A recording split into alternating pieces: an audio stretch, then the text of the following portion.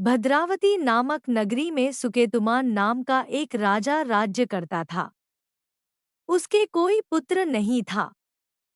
उसकी स्त्री का नाम शैव्या था। वह निपुत्री होने के कारण सदैव चिंतित रहा करती थी। राजा के पितर भी रो रोकर पिंड लिया करते थे और सोचा करते थे कि इसके बाद हमको कौन पिंड देगा। राजा को भाई, बांधव, धन, हाथी, घोड़े, राज्य और मंत्री इन सब में से किसी से भी संतोष नहीं होता था। वह सदैव यही विचार करता था कि मेरे मरने के बाद मुझको कौन पिंडदान करेगा। बिना पुत्र के पितरों और देवताओं का ऋण मैं कैसे चुका सकूंगा। जिस घर में पुत्र न हो उस घर में सदैव अंधेरा ही रहता है। इसलिए पुत्र उत्पत्ति के लिए प्रयत्न करना चाहिए। जिस मनुष्य ने पुत्र का मुख देखा है वह धन्य है। उसको इस लोक में यश और परलोक में शांति मिलती है, अर्थात उनके दोनों लोक सुधर जाते हैं। पूर्व जन्म के कर्म से ही इस जन्म में पुत्र, धन आदि प्राप्त होते हैं। राजा इसी प्रकार रात दिन चिंता में लगा रहता था।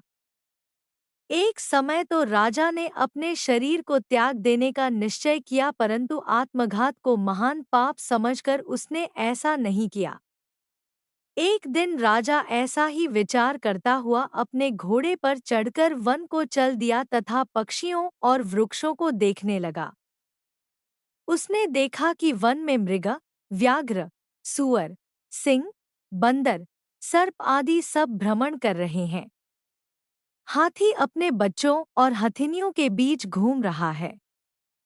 इस वन में कहीं तो गीदड़ अपने कर्कश स्वर में बोल रहे हैं, कहीं उल्लू ध्वनि कर रहे हैं। वन के दृश्यों को देखकर राजा सोच विचार में लग गया। इसी प्रकार आधा दिन बीत गया।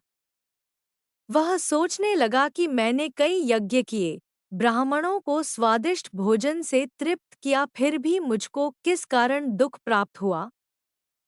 राजा प्यास के मारे अत्यंत दुखी हो गया और पानी की तलाश में इधर-उधर फिरने लगा। थोड़ी दूरी पर राजा ने एक सरोवर देखा। उस सरोवर में कमल खिले थे तथा सारस, हंस, मगरमच्छ आदि विहार कर रहे थे। उस सरोवर के चारों तरफ मुनियों के आश्रम बने हुए थे। उसी समय राजा के दाहिने अंग फड़कने लगे। राजा शुभ शकुन समझकर घोड़े से उतरकर मुनियों को दंडवत प्रणाम करके बैठ गया। राजा को देखकर मुनियों ने कहा, हे राजन, हम तुमसे अत्यंत प्रसन्न हैं। तुम्हारी क्या इच्छा है, सो कहो।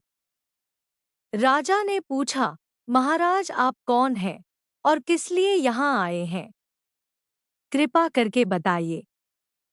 मुनि कहने लगे कि हे राजन, आज संतान देने वाली पुत्रदा एकादशी है।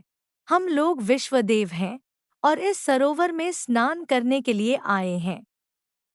यह सुनकर राजा कहने लगा कि महाराज मेरे भी कोई संतान नहीं है। यदि आप मुझ पर प्रसन्न हैं तो एक पुत्र का वरदान दीजिए। मुनि बोले, हे राजन, आज पुत्रदा एकादशी है। आप अवश्य ही इसका व्रत करें।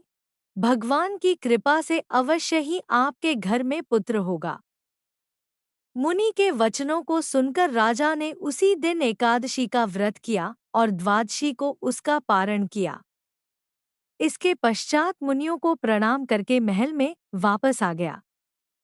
कुछ समय बीतने के बाद रानी ने गर्भ धारण किया और 9 महीने के पश्चात उनके एक पुत्र हुआ। वह राजकुमार अत्यंत शूरवीर, यशस्वी और प्रजापालक हुआ। जो मनुष्य इस माहात्म्य को पढ़ता या सुनता है उसे अंत में स्वर्ग की प्राप्ति होती है।